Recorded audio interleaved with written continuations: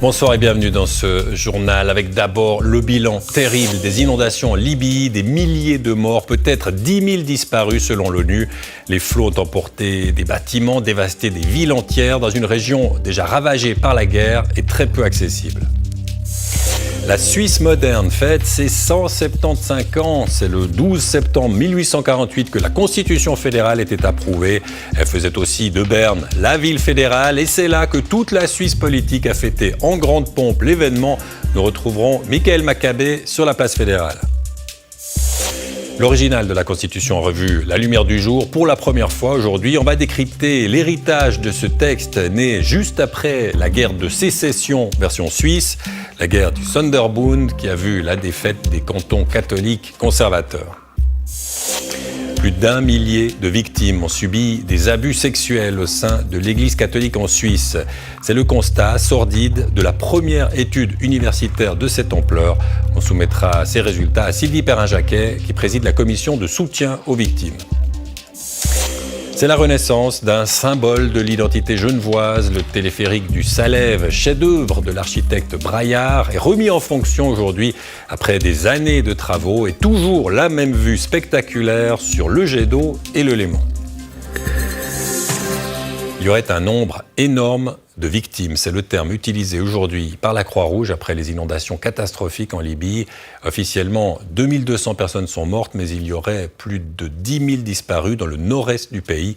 Une zone difficile d'accès et ravagée par la guerre. Estelle Braconnier. Une ville entièrement ravagée par la tempête et les inondations. Derna, au nord-est de la Libye, n'a plus de quartier ni de route et recherche ses habitants disparus. Ils étaient 100 000 à vivre ici. Hier soir, les premiers corps des victimes s'alignaient sur les trottoirs de la ville.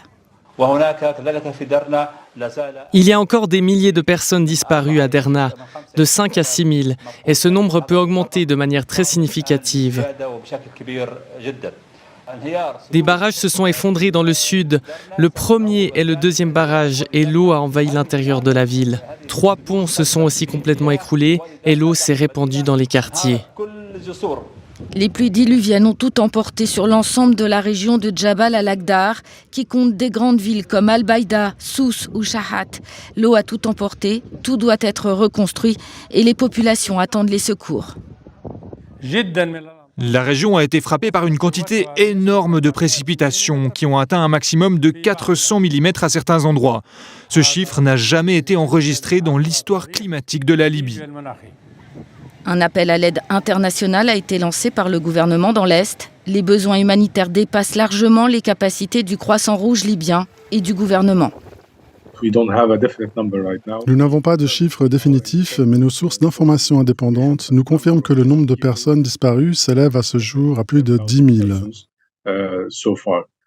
La Turquie et l'Italie ont déjà dépêché des équipes de soutien sur place. La Suisse envisage un soutien financier pour répondre aux besoins urgents. Antoine Silacci, c'est vraiment le pire scénario qui se déroule là, dans cet endroit-là de Libye. Oui, d'abord de par la gravité de la catastrophe qui les frappe. On l'a vu, ces inondations sont de très grande ampleur et ont touché des zones fortement urbanisées. On peut donc s'attendre à un bilan humain très élevé. Mais le pire pour la Libye, et c'est sa double peine, c'est que le pays sort de près d'une décennie de guerre. Aujourd'hui encore, la situation est loin d'être stabilisée. Le gouvernement central est faible et des dizaines de milices ont la main mise sur des pans entiers du territoire. Les infrastructures sont défaillantes. Les services de soins ou de secours ne fonctionnent que difficilement. Imaginez dans ce contexte une catastrophe de cette ampleur qui touche une population déjà fragilisée. On a là tous les ingrédients pour une crise humanitaire majeure. Il y a très peu d'organisations, Antoine, qui peuvent aller sur place aider. Oui, on le sait et on l'a encore vu avec le Maroc. Face à l'ampleur de ces destructions provoquées par ce genre de catastrophe naturelle, l'aide internationale est primordiale, que ce soit dans le très court terme mais aussi sur le long terme. Le problème avec la Libye, c'est que vu la situation sécuritaire et politique chaotique. Très peu d'acteurs humanitaires sont actuellement sur le terrain. Les Libyens sont donc pour le moment quasi livrés à eux-mêmes. Alors certains pays commencent à envoyer des équipes de secours, mais d'autres font face à un dilemme logistique et diplomatique. Par où faut-il passer? Où déployer les sauveteurs? Quelle sécurité pour les équipes? Et surtout, qui sont les principaux interlocuteurs locaux, régionaux ou même au niveau national? Ce sont des questions délicates qu'il faut trancher rapidement, car on le sait, les prochaines heures, les prochains jours seront cruciaux pour des milliers de personnes. Merci beaucoup Antoine. La Suisse moderne fête ses 175 ans aujourd'hui. C'était le 12 septembre 1848, quelques mois à peine après la guerre civile qui a opposé les cantons conservateurs catholiques aux cantons libéraux. Le texte établit les bases de la Suisse telle que nous la connaissons aujourd'hui. C'est donc toute la berne politique qui était réunie aujourd'hui pour célébrer ce texte fondateur. Thierry Clémence. Voici à quoi ressemble le palais fédéral depuis quelques minutes, depuis 18h48 exactement. Oui, tout un symbole pour rappeler 1848. Une œuvre d'art pour célébrer la naissance de la Suisse moderne. 246 tuiles pour évoquer les 246 parlementaires fédéraux. Mais de l'agitation, eh bien, il y en avait déjà ce matin à l'intérieur du palais, autour de cet acte fondateur, bien sûr, la Constitution, ici, dans sa cage de verre, l'original, 175 ans, poussé, ripolliné, pour l'offrir au regard des parlementaires. Il y a beaucoup d'émotions parce que nos ancêtres étaient des visionnaires, ils ont su construire un pays uni sur des différences de culture, de langue, de religion, et ça c'est la force de la Suisse. On sent qu'on est là aussi pour améliorer cette constitution, peut-être la faire évoluer aussi avec la société, parce qu'aujourd'hui elle a 175 ans, mais c'est vrai qu'elle mériterait peut-être un bon dépoussiérage, notamment sur les questions institutionnelles. On peut se poser la question, ce texte, l'ossature de notre démocratie directe, ce premier contrat social, cette constitution est-elle vraiment encore d'actualité ?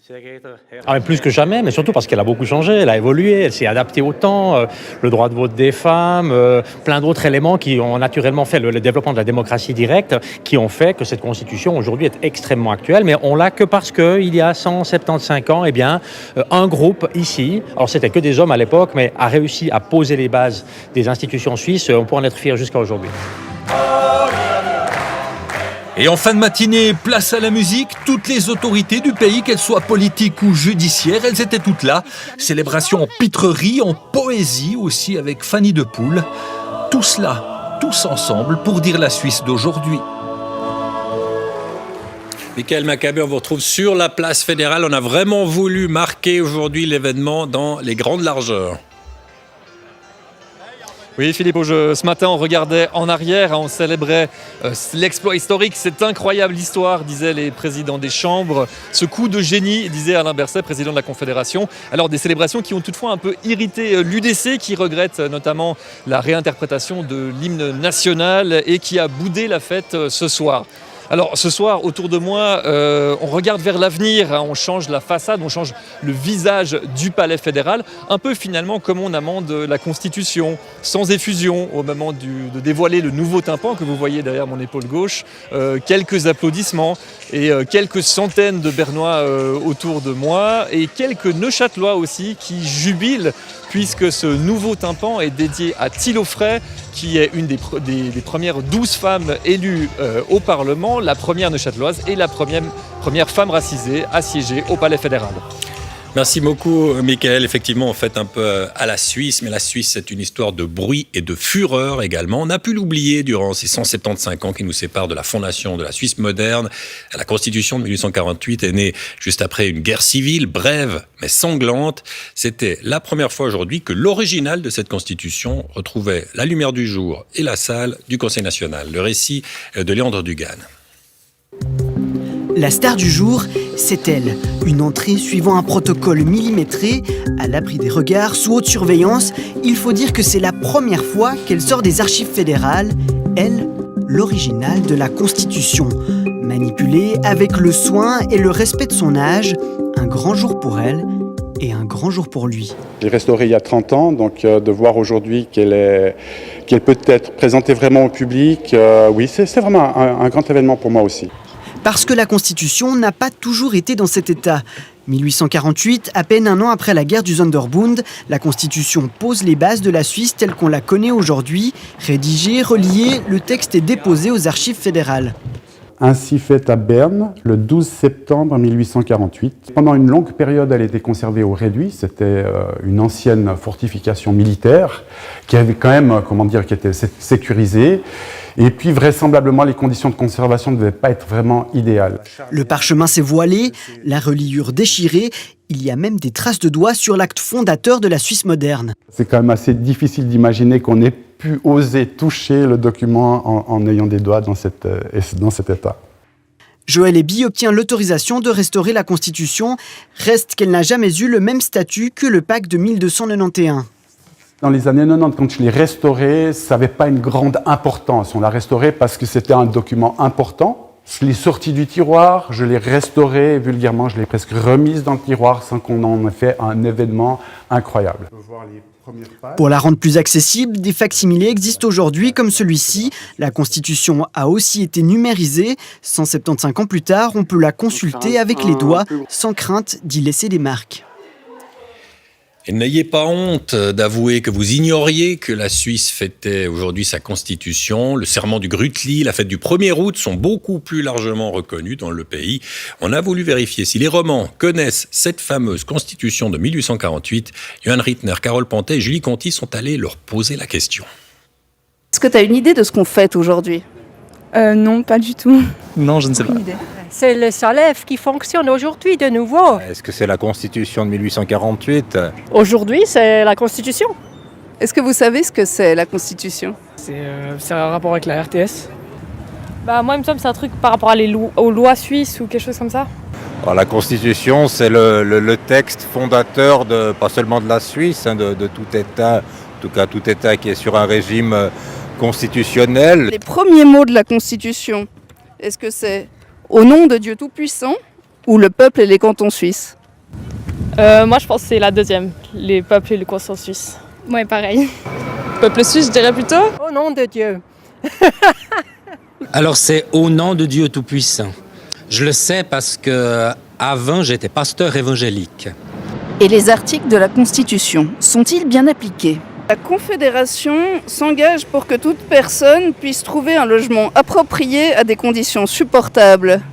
Oui, alors la problématique du logement en Suisse ne cesse de se dégrader, donc je doute que ce soit pleinement suivi.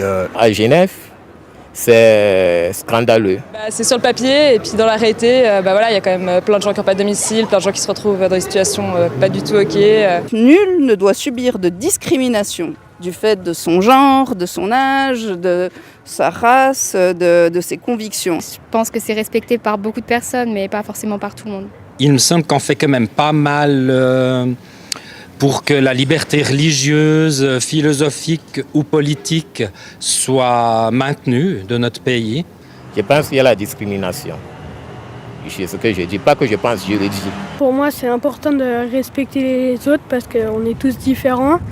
Mais après, je sais, il y en a, ils discriminent beaucoup de personnes juste parce qu'ils ne sont pas comme eux.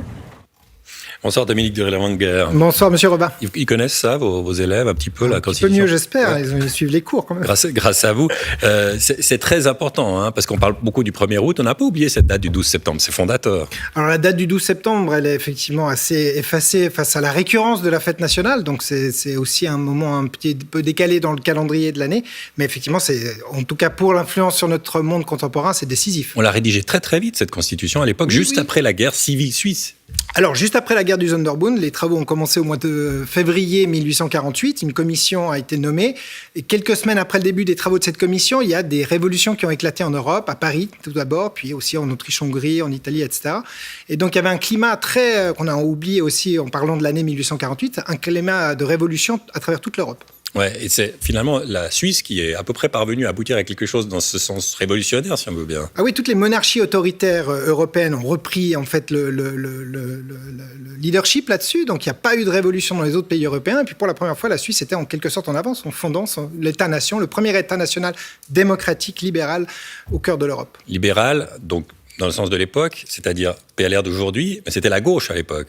Ouais, c'est un peu plus compliqué que ça. C'est-à-dire que c'est une grande famille, en fait, le libéralisme du 19e siècle. Alors, il y a une aile radicale, hein. C'est elle qui, d'ailleurs, est à l'avant-garde de cette révolution de 1848. Révolution saluée, d'ailleurs, par Karl Marx à la fin du manifeste communiste.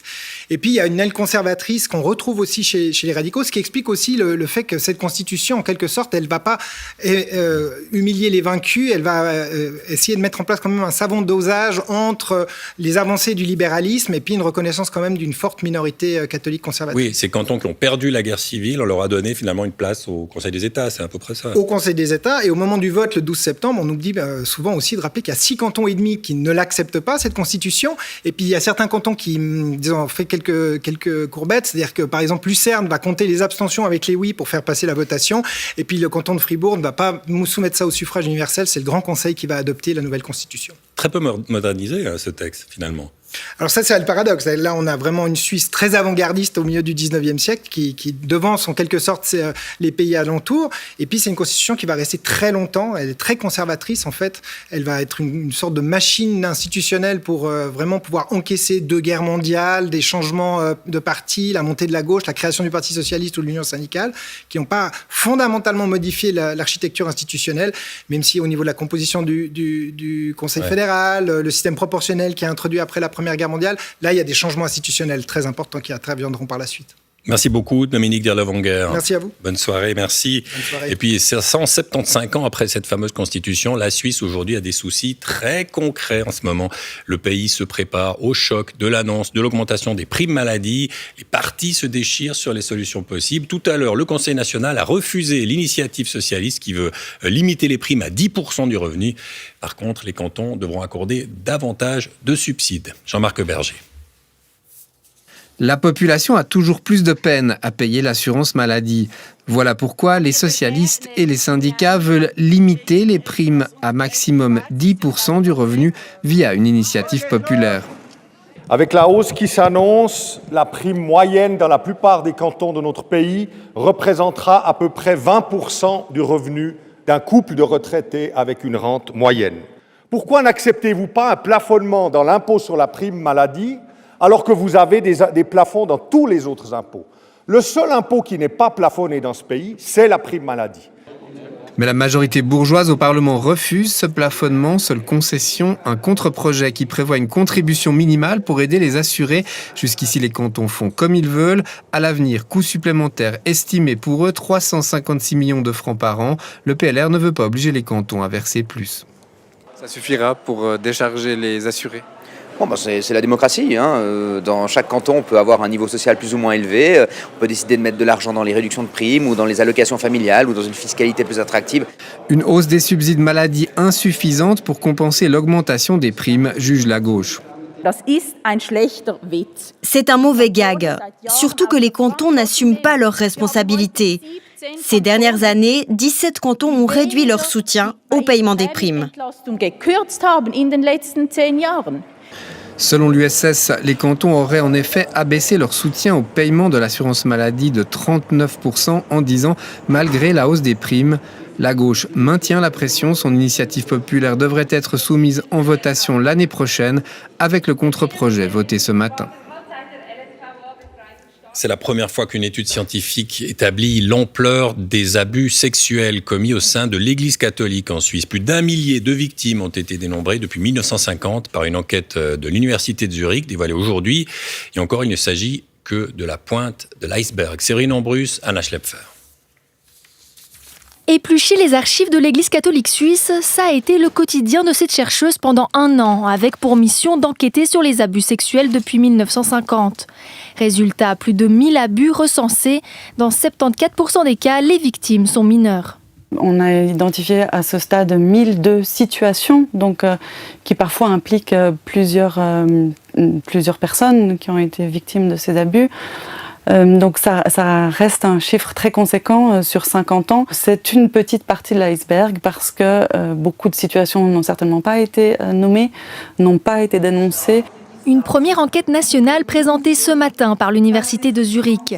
Mais ce n'est qu'un début. Chercheurs comme association de victimes lancent un appel à témoignages pour entendre tous ces abus restés muets.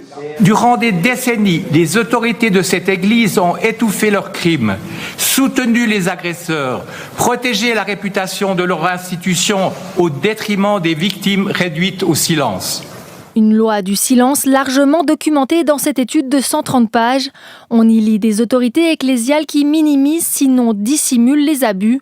Aujourd'hui, l'évêque de Coire le reconnaît, l'Église catholique n'a pas voulu porter un regard critique sur un problème systémique. La dissimulation est comme un cancer au sein de l'Église et nous devons l'éradiquer. Des révélations qui s'invitent au sommet de l'État et font réagir jusqu'au Conseil fédéral. Cette étude est extrêmement alarmante parce qu'elle laisse entrevoir que l'Église catholique en Suisse aussi a, durant des décennies, laissé s'organiser une situation inacceptable. L'étude actuelle, c'est en fait un premier pas, un pas significatif, mais il y a encore un grand travail qui reste à faire. Travail initié par l'Église catholique qui annonce renforcer le contrôle lors de la sélection du personnel et souhaite introduire des structures de signalement indépendantes. De même, la destruction des archives prévues par le droit canonique est désormais interdite. Bonsoir Sylvie Perrin-Jacquet. Bonsoir monsieur. Merci d'être avec nous. Vous représentez les victimes. Vous êtes la présidente de cette commission qui vient à leur aide. Vous n'êtes pas surprise par l'ampleur, par le nombre de victimes ? On n'est pas surpris parce que lorsqu'on a reçu dès 2016 les premières victimes, on s'est rendu compte qu'il y en avait beaucoup plus que ce qui était imaginé, dans la mesure où vous voyez que l'abuseur, il est déplacé. Et il abuse dans différents lieux, à différentes époques, voire on le fait partir à l'étranger. Et puis vous avez une addition de victimes qui ont été abusées par le même abuseur. Donc on n'est pas surpris. L'Église catholique qui reconnaît ses erreurs, qui veut mettre en place des procédures, comment vous réagissez ?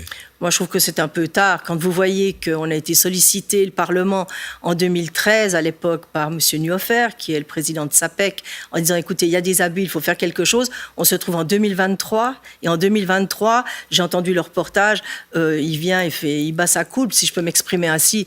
Excusez-moi, non, quand même, les choses sont connues depuis longtemps. On entendait dimanche soir sur notre antenne Nicolas Betticher, l'ancien numéro 2 de l'évêché à Fribourg, qui disait oui, encore d'autres cas, il y a des évêques qui ont couvert des situations. Ça vous a surpris, ça, de voir ce moment ? C'est-à-dire que quand c'est sorti, je me suis dit, ça y est, ils vont commencer à régler leur compte. C'est-à-dire c'est un problème interne à l'Église, c'est à eux de regarder ce qu'ils veulent faire, mais je pense qu'ils ont eu vent du contenu du rapport, ils se sont rendus compte qu'il allait y avoir quelques dégâts. Vous savez, c'est comme quand un bateau prend l'eau. Chacun s'attache à sa bouée et tout le monde espère qu'on s'en sortira, on verra comment. Mais là, on voit que c'est interne à l'Église. Vous voulez dire qu'il y a des fautes partagées, bien sûr, quelque part, ils se tiennent par la barbichette. Quand même, non, je veux dire, faut arrêter. Quand vous voyez, ils siègent tous dans la même conférence des évêques suisses. Ils se connaissent depuis des décennies. Donc, même Monseigneur Bonnemain, qui maintenant va mener l'enquête, alors il va certainement nous dire que ça fait partie de son règlement, qu'il ne peut pas faire autrement, mais à situation exceptionnelle, moyen exceptionnel. Et pour nous, quand je prends en compte le fait que c'est lui qui, en plus, maintenant, va étudier les personnes qui sont montrées du doigt dans le fameux courrier, non. Au fond, quand même. Ce que vous dites, c'est plus possible d'agir selon le droit canonique, les règles de l'Église. Il faut que ce soit la justice civile, au fond. Enfin, la société qui s'occupe de tout ça. Non, moi, je pense qu'ils peuvent prendre leurs responsabilités, mais pour le moment, ils ne le font pas. Je veux dire, ça fait 10 ans qu'on leur dit que décidez-vous avec les abuseurs. Il n'y a rien qui bouge. Et je crois que les victimes, ce dont elles ont besoin aujourd'hui, c'est d'entendre, il y a eu abus, il y a eu prédation, à partir de là, on sanctionne. L'Église ne sanctionne pas. Qu'elle prenne ses responsabilités à l'interne, mais qu'elle prenne ses responsabilités. Merci beaucoup, Sylvie Perrin-Jacquet. Merci à vous. Merci. La ville de Lausanne a annoncé qu'elle veut investir 120 millions de francs pour la rénovation énergétique de ses bâtiments. C'est un enjeu des plans climat lausannois et vaudois qui visent la neutralité carbone en 2050. Mais pour y arriver, il faudra investir des milliards de francs au niveau cantonal. Claude-Olivier Volu. Nous sommes devant l'un des 600 bâtiments habitables que possède la ville de Lausanne. Il s'agit d'un immeuble locatif. L'isolation intérieure vient d'être refaite afin que le bâtiment soit moins énergivore. Devant la presse, la ville annonce vouloir en faire de même avec une 70aine d'autres édifices lui appartenant. Coût de l'opération, 120 millions de francs. On a mis, si vous passez l'expression, les bouchées quadruples pour correspondre à ces objectifs ambitieux du plan climat. Et nous avons justement débloqué ces 120 millions. On espère que le Conseil communal va voter la dernière tranche tout prochainement pour qu'on puisse montrer l'exemple pour les autres acteurs. Un parc immobilier climatiquement neutre d'ici 2050, c'est l'objectif de la ville de Lausanne, mais aussi de l'État de Vaud. Et à l'échelle cantonale, l'addition s'annonce encore plus salée. 15,5 milliards de francs, c'est le coût de l'assainissement énergétique du parc immobilier vaudois, si l'on en croit cet architecte, ex-cadre de l'ASLOCA. Et selon lui, on ne se bouscule pas pour payer cette addition. Quand on se fixe 100% de bâtiments isolés pour atteindre la neutralité carbone d'ici 2050, eh ben le rythme il doit être soutenu. Il doit être de plus de 3% de rénovation énergétique par année. Or, on est à plus ou moins 1% actuellement. L'État de Vaud vient de porter son enveloppe annuelle de subvention à 58 millions de francs. Pour les professionnels de l'immobilier, ce n'est pas assez pour donner une vraie impulsion. Elle est attendue aussi des locataires. Bien sûr que le propriétaire mettra la main au porte-monnaie, mais ça ne doit pas être le seul acteur à financer ceci. La collectivité publique, au travers des subventions et des incitatifs fiscaux attractifs, doit faire un effort et le locataire doit aussi faire un effort par le biais d'une hausse de loyer ou une absence de réduction de charges. Les bâtiments sont responsables d'environ un tiers des émissions de CO2. La neutralité carbone promise pour 2050 ne se fera pas sans un assainissement quasi complet du parc immobilier. Reste à savoir qui va payer. C'est un symbole de l'identité genevoise. Le téléphérique du Salève reprend du service aujourd'hui, près de 100 ans après sa construction. Le chef-d'œuvre de l'architecte Braillard figurait déjà sur les affiches touristiques le siècle dernier. Il offrira à nouveau sa vue spectaculaire sur le jet d'eau et le Léman. François Isoard, Martial Gérardin, Camille Lancy. Il est de retour. Le téléphérique qui donne accès à la plus suisse des montagnes françaises a emmené ses premières passagères et passagers ce matin. Aujourd'hui, c'est une nouvelle promesse pour le téléphérique. Nature, culture, loisirs. Des Trembières jusqu'au haut du Salève, la foule était présente.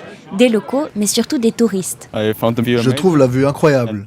C'était vraiment une bonne expérience. Il fait beau, c'est dégagé. On avait un peu peur que ce soit bouché, mais non, c'est parfait. Par contre, cette terrasse à 360 degrés, elle est où? Car en plus du téléphérique, la gare d'arrivée accueille désormais, entre autres, une terrasse et un restaurant panoramique. Mais il faudra attendre encore un peu avant de pouvoir en profiter. On a lancé une première appel d'offres peut-être juste après le Covid. Donc c'était absolument... Voilà, je veux dire, trouver un restaurateur, cette période, c'était pas possible. Et là, on va relancer, c'est même relancé. Bon, dommage, on reviendra du coup. C'est en 1932 que pour la première fois, l'ouvrage atteint le sommet du Salève à plus de 1100 mètres d'altitude. Si le Salève se trouve entièrement en France, en Haute-Savoie, le téléphérique a toujours été l'emblème de la collaboration transfrontalière. Maurice Braillard est l'architecte genevois à l'origine de l'infrastructure. Son imagination n'a alors pas de limite. Il s'inscrit dans une lignée futuriste, comme d'autres bâtiments des années 30, notamment avec cette position en proue sur le vide, qui est totalement singulière et qui fait de ce bâtiment un bâtiment complètement atypique. La population s'attache très rapidement à ce nouveau moyen de transport. Quand j'étais enfant, le dimanche, il y avait un monde à ce téléphérique, c'est quelque chose d'incroyable. On devait faire la queue pour pouvoir le prendre. Presque 90 ans plus tard, les vœux de Maurice Braillard sont exaucés. Le coût de l'opération avoisine les 13 millions de francs, un investissement nécessaire selon les autorités pour attirer touristes et locaux au sommet du balcon de Genève. Ce pari ambitieux maintenant, celui des concepteurs d'une nouvelle plateforme de streaming des vidéos à la demande. KVA, c'est son nom, est une plateforme 100% suisse qui espère offrir une alternative dans un secteur très encombré. Cécilia Mendoza. Johan Roig a 25 ans, il vient de terminer son premier long métrage réalisé avec une cinquantaine de bénévoles et un budget minimal. Pour diffuser son film, il prête les droits d'auteur et d'exploitation à une toute nouvelle plateforme de streaming via un contrat de licence. Nous, c'est KVA. Actuellement, sur KVA, non, je ne gagne pas d'argent. C'est juste vraiment une plateforme pour donner de la visibilité à ce que je crée. Peut-être que des prochaines productions pourront être financées en partie grâce à KVA. Donc à voir, mais pour ça, il faut que la plateforme marche, il faut qu'il y ait des utilisateurs qui l'utilisent. La plateforme héberge actuellement 220 vidéos, toutes produites en Suisse, entre divertissements, documentaires et courts-métrages, sur un modèle freemium, à l'image de Spotify. On peut y accéder gratuitement en étant exposé aux publicités, ou payer un abonnement à partir de 5,90 francs par mois. J'ai trop. Le but, attirer suffisamment d'audience pour intéresser des annonceurs pour financer ces productions. On ne veut pas capitaliser uniquement sur les abonnements. Les abonnements, c'est une source de revenus pour KVA, mais qui est infime.